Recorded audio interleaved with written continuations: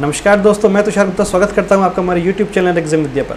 दोस्तों आज इस वीडियो में हम लोग बात करने वाले हैं इको टर्म्स के बारे में। इंटरनेशनल कमर्शियल टर्म्स क्या होती हैं, किस तरह से एक्सपोर्ट इंपोर्ट बिजनेस में आप इनका यूज़ कर पाएंगे, कितनी तरह की जो इको टर्म्स है वो आपको एक्सपोर्ट इंपोर्ट बिजनेस में देखने को मिल सकती हैं। तो इन सब बातों की आज हम इस वीडियो के माध्यम से डिटेल में चर्चा करने वाले हैं। तो चलिए चलते हैं आगे और जानते हैं international commercial terms, incoterms के बारे में।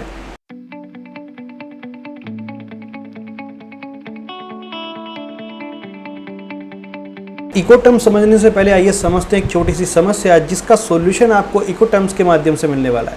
दोस्तों मान लेते हैं आपके पास एक ऑर्डर आया है और जो ऑर्डर आया है वो यूएसए से आया है। अब प्रॉब्लम ये है कि जो आपको गुड्स सेंड करने हैं उसकी रिस्पॉन्सिबिलिटी किसकी है। मान लीजिए आपकी रिस्पॉन्सिबिलिटी है कि आप पूरा का पूरा जो कस्टम का प्रोसेस है, पूरा का पूरा जो शिपिंग है, लॉजिस्टिक है, वो कौन हैंडल करेगा, आप हैंडल करेंगे कि आपका बायर हैंडल करेगा। एग्जाम्पल नंबर 2, अगर आपका जो गुड्स है, आपका जो कंटेनर है वो इन ट्रांजिट यानी कि माल भेजने के दौरान डूब जाता है, आग लग जाती है, कुछ मिस हैपनिंग हो जाती है, तो उसकी रिस्पॉन्सिबिलिटी किसकी होगी, उसका जो लॉस है वो कौन बर्न करेगा। उसके अलावा फ्रेंड्स देखिए मल्टी मोडल ट्रांसपोर्टेशन सिस्टम है। मान लीजिए आप किसी एक ऐसे सिटी में है जहाँ से जो आपका गुड्स है पहले किसी ट्रेन के माध्यम से वो ड्राई पोर्ट पर जाएगा, ड्राई पोर्ट से फिर वो पोर्ट पर जाएगा और वहाँ से वो जो सी के रास्ते, जो शिप के रास्ते वो जो उसकी डेस्टिनेशन है वहाँ तक पहुँचेगा। तो पूरी की पूरी जो अरेंजमेंट है, पूरा का पूरी जो रिस्पॉन्सिबिलिटी है वो कौन बियर करेगा। तो फ्रेंड्स इन बातों का जो सॉल्यूशन है वो इको टर्म्स में लिखा है। आपको पता है एक्सपोर्ट इंपोर्ट बिजनेस के अंदर कोई भी अगर जो टर्म्स एंड कंडीशंस होती है वो सारी की सारी नोटेड होती हैं आपके कमर्शियल इनवॉइस पे या फिर प्रोफॉर्मा इनवॉइस पे। तो इको टर्म्स भी उनमें से कुछ एक ऐसी ही 11 टर्म्स हैं जो कि 11 तरह की टर्म्स हैं जो कि वर्ल्ड कस्टम ऑर्गेनाइजेशन ने डिफाइन की हुई हैं, जिसके माध्यम से आप और आपका जो बायर है वो बिल्कुल क्लियर रहते हैं कि जो गुड्स है उसकी कॉस्ट की जिम्मेदारी किसकी होगी, गुड्स भेजने की रिस्पॉन्सिबिलिटी किसकी होगी, अगर रास्ते में कोई लॉस हो जाता है इस लॉस को बर्न कौन करेगा। तो इन सब बातों को हम लोग थोड़ी टेक्निकल टर्म्स में डिस्कस करते हैं अपने बायर से और उनको परफॉर्मा इनवॉइस या फिर जो आपकी कमर्शियल इनवॉइस होती है उसमें इनकॉर्पोरेट करते हैं, उसमें मेंशन करते हैं, ताकि आपका जो बायर है और आप बिल्कुल क्लियर रहें इन 3 बातों पे, कॉस्टिंग पे, रिस्पॉन्सिबिलिटी पे और जो रिस्क है वो किसका होने वाला है। तो फ्रेंड्स इको टर्म्स जो अभी लेटेस्ट आई हैं वो इको टर्म्स 2020 आई हुई हैं। तो हम जो आपको इको टर्म्स के बारे में आज चर्चा करेंगे वो 2020 के बारे में करेंगे, जिसमें आपको लेटेस्ट जो इको टर्म्स हैं वो आपको मिल जाए। तो जैसे कि अभी आपने एग्जाम्पल में समझा, इको टर्म्स की 3 मेन प्रॉब्लम रहती हैं, उनका सोल्यूशन आपको इको टर्म के माध्यम से मिल जाता है कि जो गुड्स का रिस्क है वो किसका होगा, कॉस्ट ऑफ ट्रांसपोर्टेशन कौन बियर करेगा और रेस्पॉन्सिबिलिटी यहाँ पर किसकी होने वाली है, ट्रांसपोर्टेशन और लॉजिस्टिक की। तो फ्रेंड्स ये 3 बातें अगर हैं तो इन वजह से ये इको टर्म्स बनी हैं। तो इन इको टर्म्स को किस तरह से यूज़ किया जाता है आइए समझते हैं। फ्रेंड्स जो इको टर्म्स हैं वो इंटरनेशनल कमर्शियल टर्म्स इनकी फुल फॉर्म है। उसके अलावा जैसे कि मैंने आपको बताया international chamber of commerce ICC के द्वारा ये रेगुलेटेड है। ये जो आईसीसी के द्वारा ये रूल्स सेटेड है, यानी कि पूरे वर्ल्ड में जो इको टर्म्स है वो सेम है। अगर इंडिया में कोई आप इको टर्म यूज़ करेंगे तो पूरे वर्ल्ड में वो सेम इको टर्म्स यूज़ की जाती है। तो यहाँ पर कोई भी डिफरेंट इसमें वेरिएशन आपको देखने के लिए नहीं मिलेगा। एज ऑन 2020 की अगर बात करें सन 2020 तक अभी जो अवेलेबल हैं वो 11 इको टर्म्स अवेलेबल है, क्योंकि इंटरनेशनल चैम्बर ऑफ कॉमर्स ने नोटिफाइड की हैं। बेसिकली ये रूल्स है किसके रिगार्डिंग है रूल्स, ये ड्यूटीज़ किसकी रहेगी, बायर की क्या ड्यूटीज़ रहेगी, सेलर की क्या ड्यूटीज़ रहेगी, जो इंपोर्टर है उसकी रिस्पॉन्सिबिलिटी कितनी होगी, जो सेलर है या फिर एक्सपोर्टर है उसकी रिस्पॉन्सिबिलिटी क्या रहेगी। तो इन सब बातों का जो एक रूल सेटिंग है वो हम इको टर्म्स में आपको देखने को मिल जाएगा।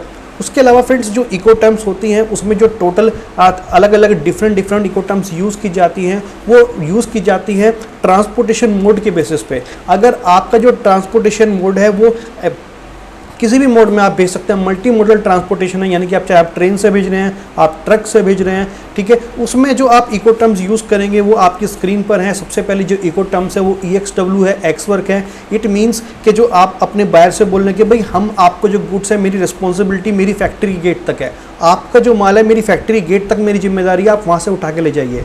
तो जो आपकी फैक्ट्री का गेट है उसके बाद आपका जो बायर है उसके एजेंट आपके पास आएंगे, तो आप उन्हें वो गुड्स हैंड ओवर कर देंगे, उसके बाद आपकी रिस्पॉन्सिबिलिटी खत्म। तो EXW अगर आप इस तरह से काम करना चाहते हैं तो आपको अपने जो प्रोफॉर्मा इनवॉइस है या फिर कमर्शियल इनवॉइस है उसमें मेंशन करना पड़ेगा। जो डिलीवरी टर्म्स है हमारी वो रहेंगी EXW मेरठ। फॉर एग्जांपल अगर मैं मेरठ से काम कर रहा हूँ तो मैं लिखूंगा EXW मेरठ। उसके अलावा freight carriage and insurance paid एक इको टर्म्स है। Basically basically in different incoterms के लिए मैं अलग अलग वीडियोस बनाऊंगा, जिसमें आपको बहुत डिटेल में जो जितनी भी इको टर्म्स हैं उनके बारे में जानकारी मिल जाएगी। बट यहाँ पर मैं बेसिक अंडरस्टैंडिंग क्रिएट करने की कोशिश कर रहा हूँ आपको कि इको टर्म्स बेसिकली कलेक्टिवली होती क्या है, कॉन्सेप्ट क्या है एक्चुअली में।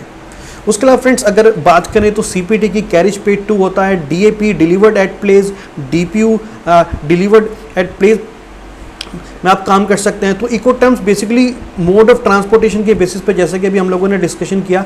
उसके अलावा फ्रेंड्स अगर आप डीडीपी में भी काम कर सकते हैं, एफसीए फ्री करियर में काम कर सकते हैं फ्रेंड्स। उसके अलावा अगर आप अपना जो गुड्स है वो भेजेंगे वाटर के थ्रू, तो उसमें जो इको टर्म्स यूज़ होती हैं, सबसे ज़्यादा यूज़ होती हैं वो आपकी स्क्रीन पर हैं, जिसमें है CFR cost and freight, CIF cost insurance and freight, FAS free alongside ship, FOV free on board. मान लीजिए आप अपने बायर से प्रॉमिस करते हैं कि भाई जो मेरा गुड्स है, जो कंसाइनमेंट है, वो मैं आपको शिप पे लोड कराने तक की जो सारी रिस्पॉन्सिबिलिटी है वो मेरी है। तो इस पूरी सेंटेंस को ना बोल के आप सिंपली अपने बायर से बोल देंगे। वो आपसे पूछेगा कि भाई इको टर्म्स क्या रहेंगे हमारे बीच में, तो आप बोलोगे sir we are working on FOB basis, यानी कि फ्री ऑन बोर्ड बेसिस पे आप काम करोगे। इसका मतलब ये हुआ वो भी समझ जाएगा, आप भी समझ जाएंगे कि जो आपकी जो सेलर हैं, जो एक्सपोर्टर हैं, उनकी रिस्पॉन्सिबिलिटी है कि जो पूरा का पूरा कंसाइनमेंट है वो शिप पर लोड करा के देंगे। उसके बाद की जो रिस्पॉन्सिबिलिटी है वो बायर की रहने वाली है। तो इस तरह से जो इको टर्म्स है वो पूरे के पूरे प्रैक्टिकली एक्सपोर्ट इंपोर्ट बिजनेस के अंदर यूज़ की जाती हैं।